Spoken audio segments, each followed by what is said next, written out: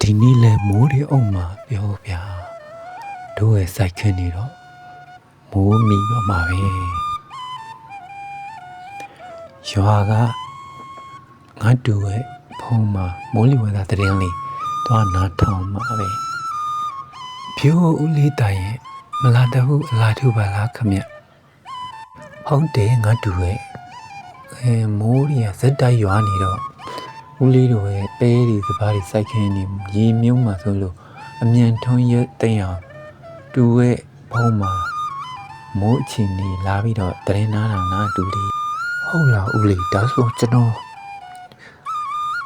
ညနေဆိုရင်ဖွင့်ပြမယ်လေအေးလာခဲ့မယ်ငါတူရဲ့အဲ့ဒါဘယ်ချိန်လာမှလဲတူလေးရဲ့ညနေ9 နာရီဆိုရင်တင်ဆက်နေကြပါ channel တွေကတင်ဆက်နေကြဖြစ်ပါတယ်